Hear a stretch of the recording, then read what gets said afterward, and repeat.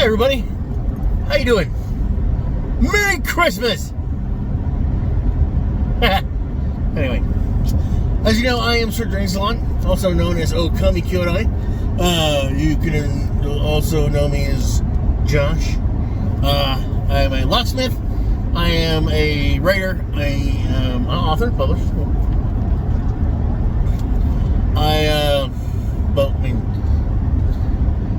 I published like some poems, and I published a couple short stories in college. I think it was a newsletter, but like a compilation of story thing that I did. Oh, that's gonna piss me off. But so yes, I have anyway. I draw. I do fun stuff. I do the Lap It Up on this channel. I play video games. I listen to music. I don't necessarily play music, but I do. I mean, my mom is a classical folks guitarist. She plays festivals. She also does.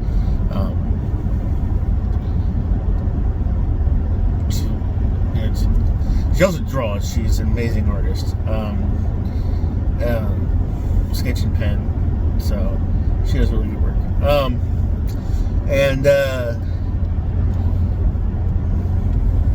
Yeah, where was I going with this? So I mean, okay, I draw. Now I have quite many facets, but I have been doing the locksmithing for 23 years now, and it still doesn't feel like long. I mean, it does some days, but not others. And today, I kind of wanted to talk about something, and the thing is, it kind of pissed me off a little bit. This is usually how most vlogs kind of go. This is basically a DLog, which I call a driver's log, or day log, or whatever. Here's the thing. I am not a DIY fan when it comes to some things. Like, people say it's like changing your oil. You can do it cheaper by yourself. Yes! But if you fuck anything up, it's your fault. Your warranty doesn't work well. Your warranty makes you pay for certain things to fix your fuck up. But if you take your car to a place that does oil changes for vehicles, especially ones that have experience doing ones for yours, or if you have a mechanic that you normally take your vehicle to, and they do oil changes, then take to them. I am a big fan of paying experienced people to do jobs that they have experience in. Like, I would rather pay a plumber to come and do something than do it myself. Mostly because I'm a big guy and getting under the house or doing that stuff by myself. Yes, you can do it. You can DIY, and it is very cool to be able to do. I just don't have the gumption for it. And like I said, if I fuck something up and I don't know it, and then I find out later that I fucked something up and made it worse. So, the idea is, of course, to get well known and then the topic and then go from there. I understand that. But there are certain things that you should do, that you should be able to do on your own without too much of an issue. Okay, I do believe without a whole lot of issue, as long as you buy, like for us here, we put on the knobs and deadbolts. If you take an old knob or deadbolt out of a door, you put the new knob or deadbolt in, you should be good to go. About 75% of the time, no problems. There are some problems here or there depending on the type of house you have, whether it's a trailer house or your frame to the door is very, very close, and that causes some issues if there's some distance between the door and the actual frame. Like there's some warping. There could be something called bolt bind. But normally, taking a deadbolt out and putting a new deadbolt in is usually not much of an issue. You know, it's something that you can do on your own without having somebody else do it for you. Now, keying it up, if you buy a new deadbolt and you want your key to work the deadbolt, that's why you get the guy that you buy the thing from to do it for you. Like if you buy it from a hardware store, usually they'll do the rekeying for you, or you can take it to a locksmith. Lowe's, I think, used to, might even still do. Home Depot, I'm not too sure, but that's the thing, is that like there are some things that are very simple, like for example a cabinet lock. So you call it cam lock. You have a nut on the back that fastens the lock. Like there's a hole in your cabinet. There's a cylinder that goes in it. It gets held in by a nut in the back, and then there's a little tailpiece that goes this. When you put your key in and turn it, it just latches in front of it so that when you pull the door, it doesn't open. Well, and the little latch is held in by a screw. That's it. The nut and a screw. That's all it is to it. The only difficult thing is like to make sure the length of the lock itself. There's like 8 or 9 different distances. Plus, you can get them in a silver, or you can get them in a brass, or you can get them in an antique brass, or a Duro, or whatever. But that's beside the point. And also, we've got to deal with COVID. So, masks when you're dealing with people. Now, CDC and other stuff like that recommend when you're out in the public and you're doing stuff, wear a mask. If you go into a place, business that requires you to wear a mask, wear a mask. Now, I don't know how it is for some services, but when you are doing, like for example, a mechanic, which is very close to what we do, not fully, but to many extents, when you're upside down underneath the vehicle and you're having to work between panels and stuff like that, it can get very stuffy. And COVID can last on surfaces, and they've kind of tweaked it to where they've done more studies, they've done more looking at it, to where you're very incredibly less likely to get COVID from a surface than just being around somebody who's like less than 6 feet away without a mask talking to you and just all that fun stuff. So whenever I'm working on a vehicle and the customer is further away, I'll have my mask on, but sometimes when I'm down and I'm trying to get under and plug things up and do stuff, I'll pull my mask down because it gets very stuffy for me. I can handle a mask for a very long period of time, but with just wearing glasses, I have a very good mask that doesn't really do as much unless I'm like bunched over. So I have to be able to see. So a lot of times I will pull my mask down, and I pull it back up. But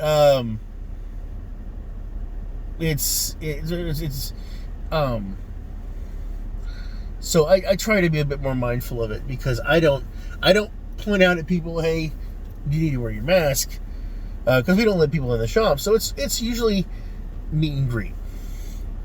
The reason why I bring up DIY, my work, and masks is that I had a customer come in, a young man, probably in his early 20s. He might have just turned in his 20s. He had a truck and he had a roll bed cover. They have a bit of a spring to it to pull it to roll it back, but you pull it all the way to the end. You turn the key and it has like a bar system. It is a singular lock with a little bar system, one bar in the center, and then 2 connected at the end. And then when you turn the cylinder, it does this, or rather, it's like this. Screw in the center. There's a bar here, and then a bar going this way. When you turn in the center, it extends those bars out, and it turns 90 degrees. And those 2 bars fit into little notches on the actual truck itself, so that it keeps the actual bed cover from sliding back again. Because, like I said, it's got that spring on it. He had a new lock which he bought from the manufacturer. Really, it looked like he had bought a cam lock, but it looks very similar to the existing one. And he came in and he wanted us to. Well, he came in and said that, yeah, need y'all to put this on for me. And I looked at it and I was kind of like, that's a nut and a Phillips head screw. You want me to change that out? Because, I mean, I had to charge you for the time it's going to take me to do it, which will take me a little bit of time. Not too much, like 15 minutes at the most, I would think. And so, yeah, I was going to do it. I was kind of like, this really is something that you could do and save you, that's 17, 18 bucks. But, I mean, I thought about it. I was kind of like, I do the same thing. It's like somebody with experience, but usually it's not putting a cam lock. Something very simple. And the thing is, I started thinking about it. I was like wondering if, like, people are like, well, doing an oil change is simple too. And I'm like, one, you have to know where the oil pan is. You have to have a drip tray. You got to have something to lift up your car above it, because some cars are very low to the ground, some are higher to the ground. You don't want to be under that, And then, you have to have you have to know how much oil for the vehicle. And, like, some people don't know that. And I was kind of like, this is a cam lock with a nut on the back and a screw for the tailpiece. You take the screw off, take the nut off, pull the old lock off, put the new one in, put the nut in, put the tailpiece on, put the screw on the end, and then just try everything. That was it. And of course, I did that, but to make things worse, I dropped the screw, which disappeared somewhere in the vehicle, in the bed of the vehicle with all the crap in it. So I had to find the old one. Used it, and then because he had backed up onto an incline, which I told him to do because he parked way out in the parking lot, further away from the building, and I was the only one at the shop, so I kind of needed to be closer to the shop. He backed it up, so it was on an incline, plus with the spring, so it pulled the bars. I had to keep pulling it up, and then making it so that the bars would notch in. So it wasn't lining up properly. So finally, I just shut it, pulled it all the way up, and turned it. And it popped because you're turning you're using a pivot. Your key, when it goes in, it's like a thumb latch. You turn it. Your pressure on the key is what pulls the bars. It's a little sucky, but that's how it works. So I told him I was done. I handed him his keys. He was wearing his mask, and because I was just handing him his keys, I wasn't gonna, but I didn't have my mask on at the time. Because he was sitting in his vehicle and I was working in the back of his truck, getting that piece in. I had my mask, I just didn't have it on me because I was working on that, which is not exactly always an excuse, but that's what I was trying to say. And he came over and he stuck the key in and he pulled it. He's like, yeah, I think I got it. Then he pushed on it. I had it locked and he didn't unlock.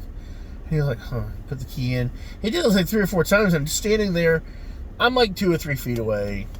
So I should have been a little bit further away. But it wasn't going to take, I wasn't planning on it being a very long time. So the issue was that he kept trying to turn it, and I was kind of like, you're turning a pivot, it's going to take a bit more, you're going to have to turn a little bit harder. He was like, oh, okay. I mean, real tentative, and I was like, here, let me show you. Took the key, and it pop. So it's pulling the bars. And I told him the reason for that is because of, like I said, you're on an incline, you've got gravity and your springs, like the retracting, like trying to pull your bar down to open, so you're going to have to pop it, and also make sure you're fully closed, because if you don't fully close the bed, the holes for the bar don't line up, and it's just going to turn a little bit and it won't lock. And he finally got it. And I told him $17.50.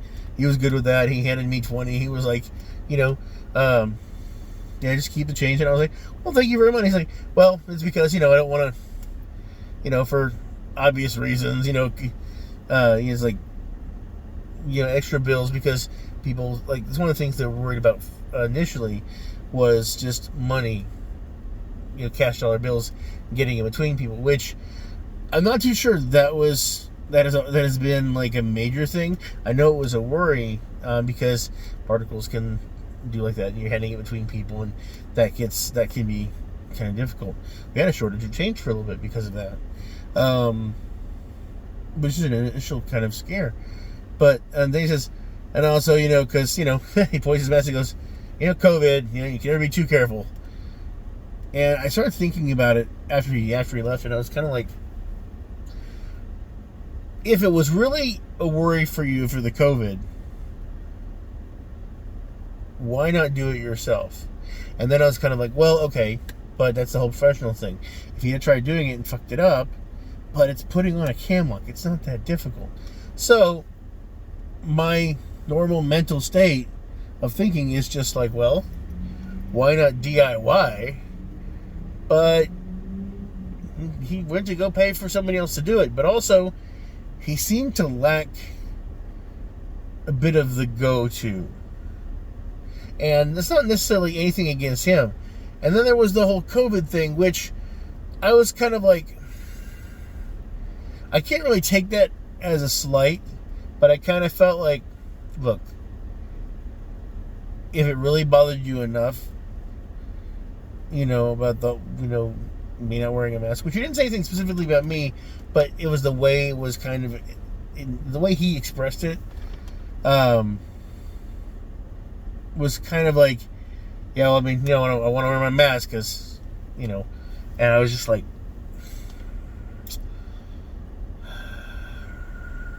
Merry Christmas.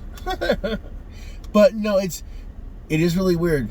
There's, you really want to try hard to help people out, and you've got to make sure that you just don't take shit personally. And that was a big thing that's happened this month, is that I began to notice that from the last few months that I had been really I'd been letting this whole work situation, our situation with dealing with customers, COVID, everything going on, was stressing me out and causing me anxiety and making me feel sick. Like literally making my stomach boil, with anxiety on the idea of having to come to work, and just deal with people. Hated it.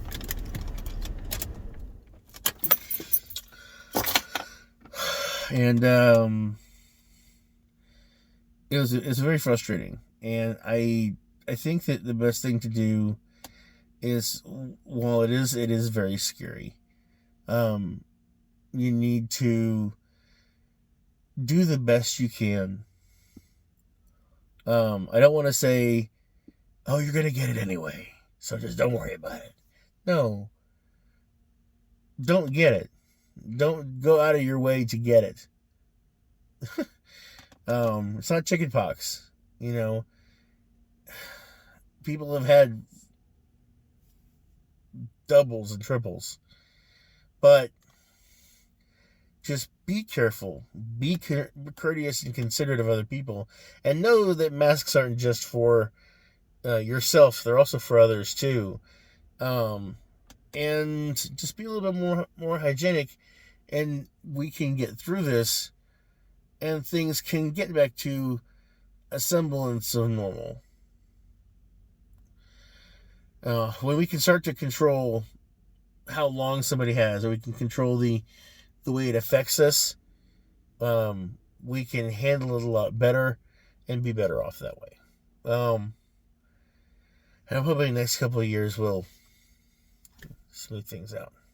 But anyway, that's what I wanted to talk to y'all about. A little hope, a little thoughtfulness at the end of the year, before Christmas. Hopefully I will get this out today. But I wanted to wish y'all a Merry Christmas. I wanted to wish y'all Happy New Year, which I should have a couple more videos coming out. But that being said, as always, I'm Sir Drink Salon, and I'm wishing you health, wealth, and love with enough time and gusto to enjoy it all down to the last drop. I made eggnog. My recipe for eggnog, I got about 1.6 gallons in 4 containers, 452-ounce containers, and people are going to enjoy the hell out of that. It is a Christmas party. It's Christmas Eve, and we are having fun here at the shop. So, anyway, bye, guys.